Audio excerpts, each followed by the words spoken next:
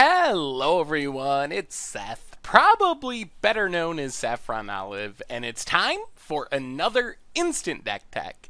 So as you know, Thursday means it's Tier Thursday here in Instant Deck Tech land, and instead of looking at an actual tier deck, we're looking at a deck that has a lot of hype of potentially being a tier deck in Hour of Devastation Standard, and that is Green-Red Ramp, which got a massive boost of power from Hour of Devastation. So this build comes to us from Baba Ganoush, who took it to a second place finish in a recent Magic League event. So congrats to Baba Ganoush on a super sweet deck. A quick reminder before we break down Green-Red Ramp for Standard.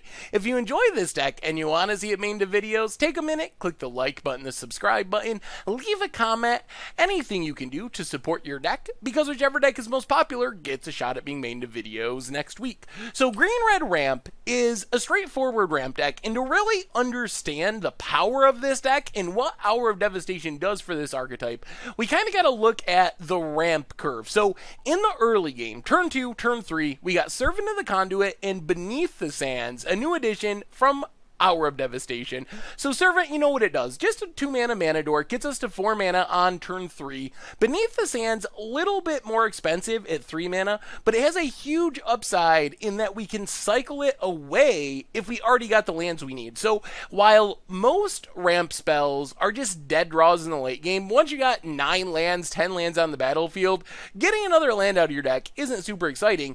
Being able to just get a fresh card when you top deck a Beneath the Sands is a huge upside, even though it's a little overpriced for what it does.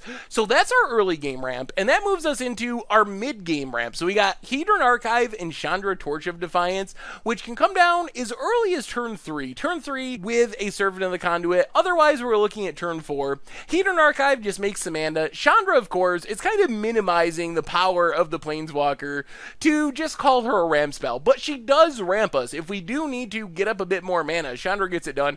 Also generates card advantage, kills things, even wins us the game very quickly with the ultimate.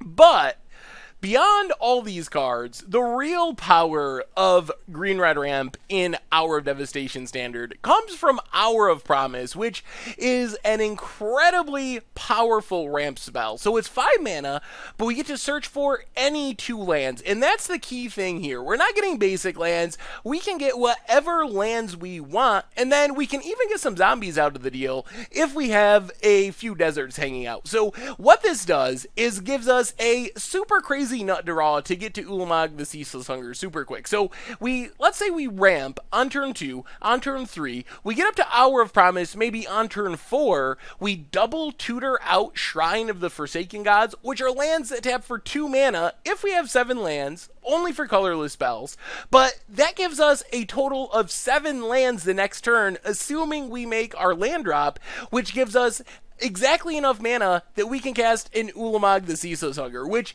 is absolutely insane when we, let's say, turn 5 in Ulamog. It's just going to win pretty much all the games, and remember, this is coming from our hand. It's being cast, so we actually get the exile trigger. So we're going to have like 7 lands on the battlefield, 8 lands on the battlefield, and our opponent's going to get nuked down to 2 or 3 lands, and we're going to have an Ulamog the Ceaseless Hunger hanging out. So Hour of Promise is the card that makes this work, and we do have deserts in the deck, so we can not only ramp into our Ulamogs, but we also get protection to stay alive until we find our Ulamog, thanks to the zombie token. So it's really insane, and it's just an incredibly high power level, specifically because of Shrine of the Forsaken Gods. If we were just getting 2 lands that tap for 1 mana, it would be far less exciting, even if they were non-basic lands and dual lands and so forth. But because we can get 2 shrines, it is really insane what we can do with Hour of Promise in this deck.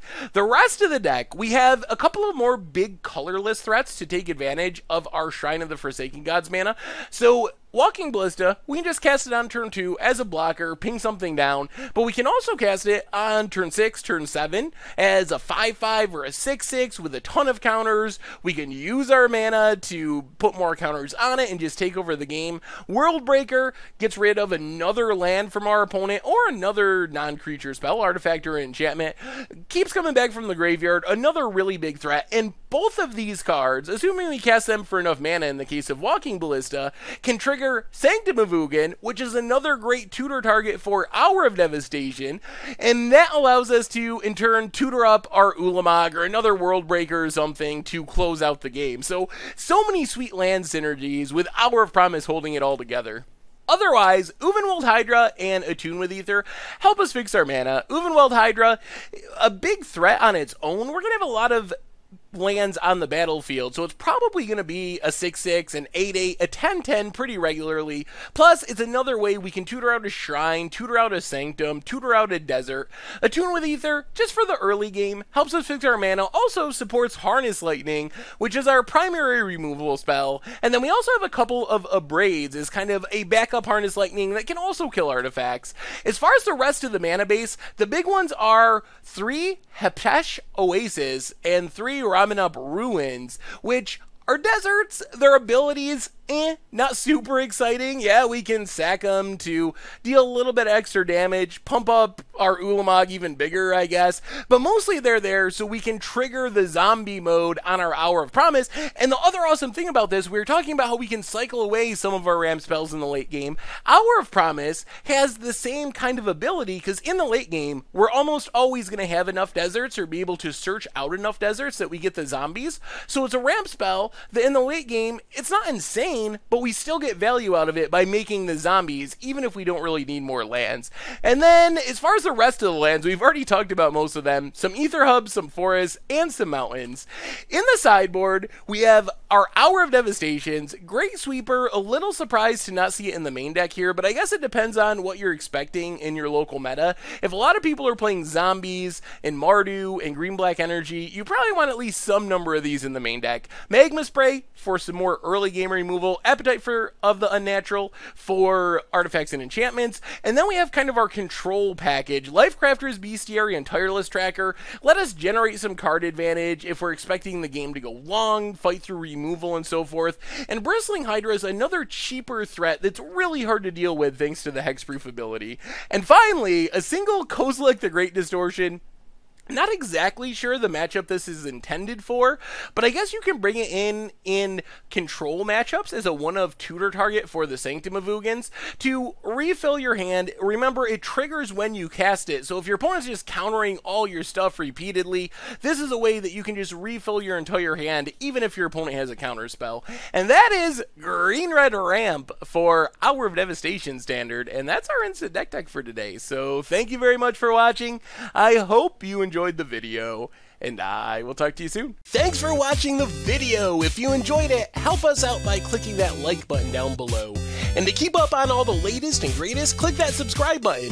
And don't forget to hit that bell icon to get alerts whenever we have new videos. And if you want to, check out some of our other sweet videos here and here.